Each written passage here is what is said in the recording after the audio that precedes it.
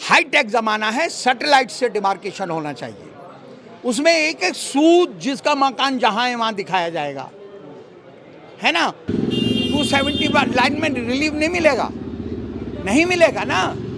अभी तक जिनको रिलीफ मिला है वो 279 में बैठे हैं, लेकिन उनके पास जो डॉक्यूमेंट्स हैं वो 283 280 के हैं। कोर्ट ने 3 दिन का क्या स्टे दिया है? नहीं दिया। इससे तो मिला ही, राहत मिली नहीं। दूसरी बात ये, जब आपको हकीकत पता ना हो केस की, देखिए आप लिखतम के आगे बख्तम नहीं चलती। सुप्रीम कोर्ट आप जाएंगे, हाई कोर्ट जाएंगे तो फाइल में वो सारे डॉक्यूमेंट्स लगे होने चाहिए। तो डॉक्यूमेंट तो सारे ही थे। नहीं है, नहीं है। यही मुझे तकलीफ है, यही है। तो लेकिन मैं ये सोचता था कि इतने जिम्मेदार लोग इस केस को देख रहे हैं तो वो पेपर लगे होंगे। जहां आप खड़े हुए हो, ये 77 में इमरजेंसी के बाद जनता पार्टी की गवर्नमेंट आई। 78 में दिल्ली में 1071 कॉलोनियों को ऑथराइज किया गया। जिस जगह आप खड़े हुए हो ये ऑथराइज एरिया है, मुरादी रोड, और उसका एक एक मकान, जो पीछे वाली नसीर भाई का मकान, इसके पीछे वाली रोड, ये उस टाइम जितनी आबादी थी उसको ऑथराइज किया गया है।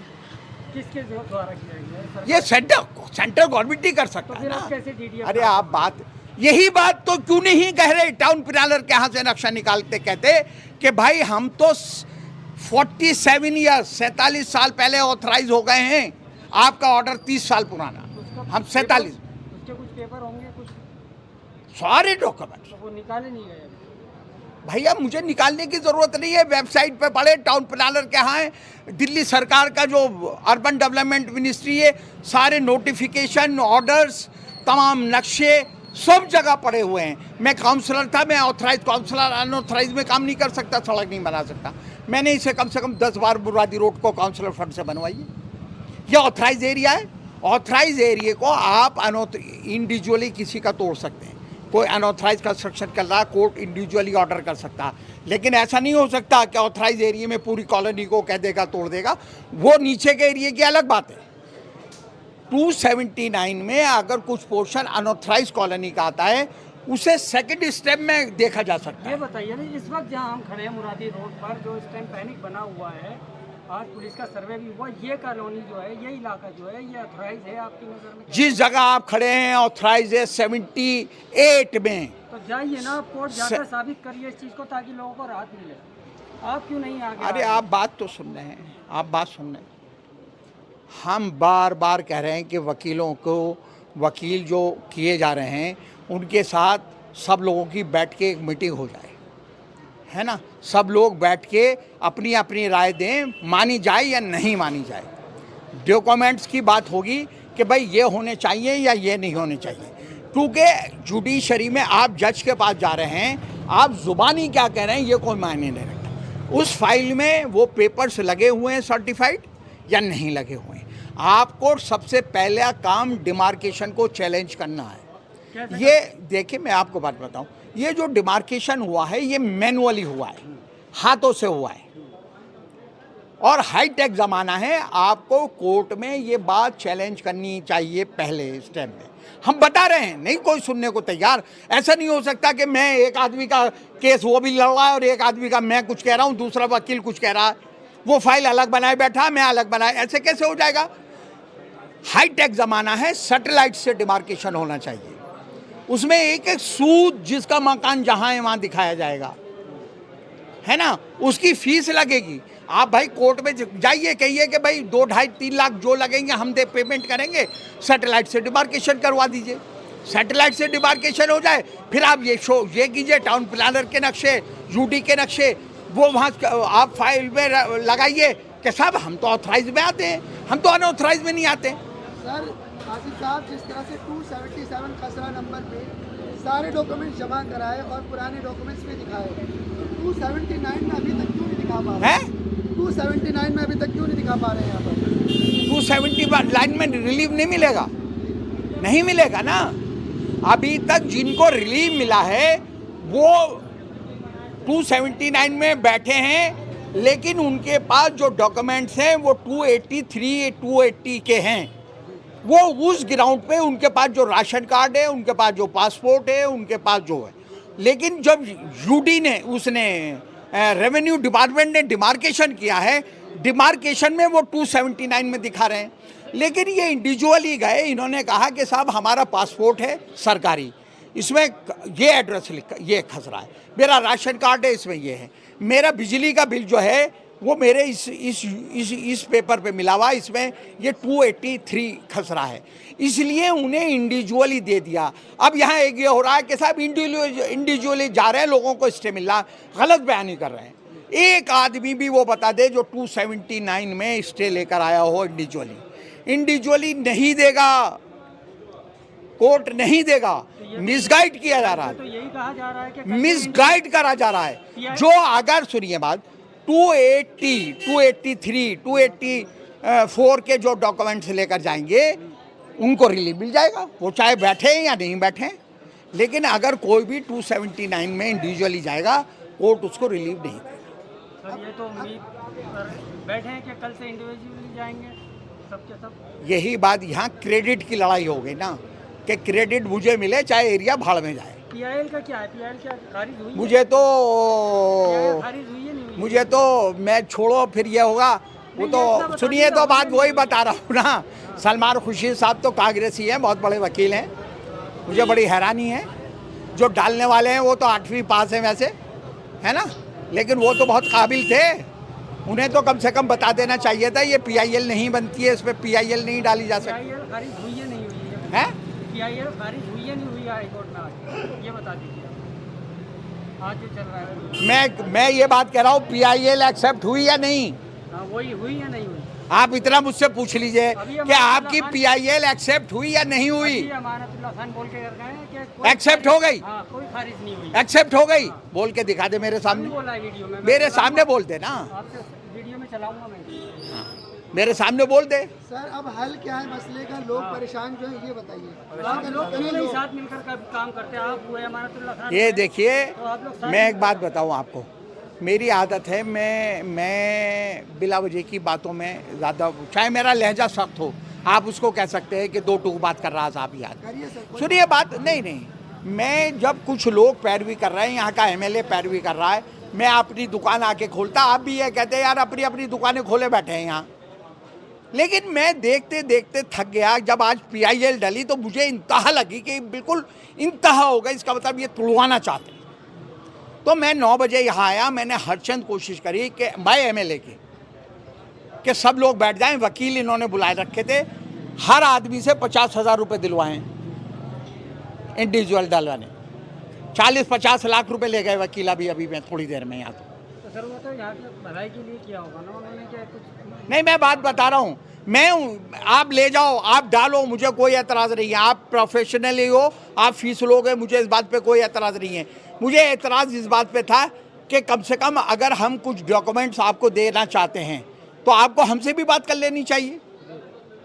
हम आपको ये बता रहे हैं कि ये मसला आप जो शो कर रहे हो नक्शा, उसमें वो अनऑथराइज का कर रहे हो, और मुरादी रोड का नक्शा अलग है।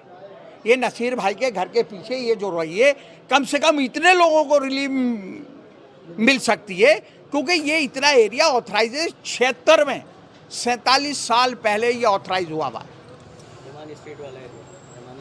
है, उससे वो जो ये क्रॉस रोड गई है पैरेलल, इसके इधर एक कहीं तो स्टेप मतलब होता, कम से कम अगर 40 मकान है तो 20 को रिलीफ मिलता ना एक ग्राउंड पे, 20 का, और कोई तलाश करते कोई रिलीफ का पॉइंट, कोई और तलाश करते कि भाई इसमें रिलीफ मिल सकता है, कहीं से तो हम उंगली टेकते। और एक और मैं आपको खतरनाक बात बताने जा रहा हूँ, ये भी काम चुने हुए नुमाइंदे का था, क्योंकि जहाँ दिल्ली सरकार या सेंट्रल गवर्नमेंट करे तो वहाँ एमएलए को शाहीन बाग, अबुल फजल, पूरा बटला हाउस, जाकिर नगर ओ जोन में डाल दिया गया है। ओ जोन क्या है? ओ जोन ये है कि ना तो आप यहाँ आप कोई बिल्डिंग बना सकते हैं, ना कोई सरकारी पैसा आप आगे लगेगा। ये कब आया ऑर्डर सर?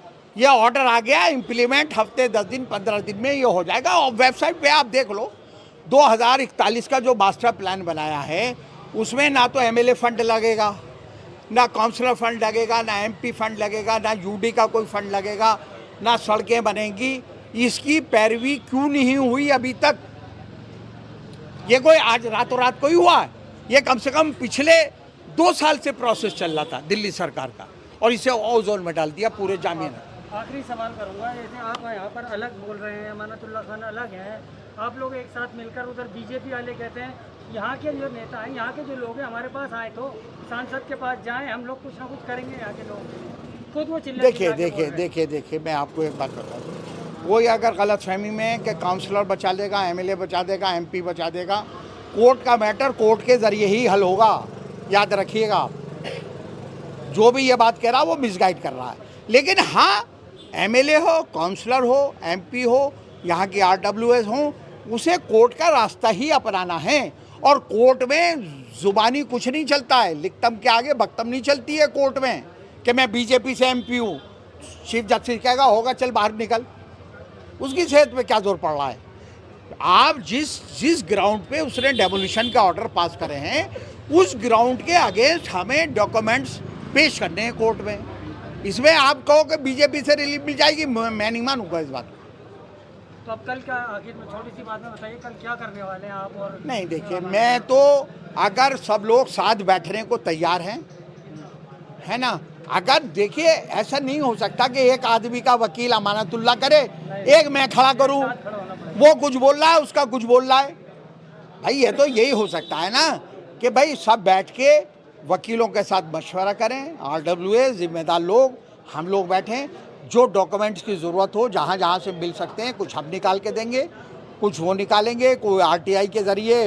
देखिए आजकल ज़माना ऐसा है कि आप चाहो तो आरटीआई 24 घंटे में ले लो, उसके लिए टाइम देना पड़ेगा। सिर्फ 3 दिन का समय आप लोगों के पास। किसने 3 दिन का स्टे दिया? आप ये भी गलत, आप उन नेताओं ने आपको मिसगाइड कर रखा। कोर्ट ने 1 घंटे की भी रिलीफ नहीं दी है। पहले कह दिया सुप्रीम कोर्ट ने हमारी एक्सेप्ट कर ली।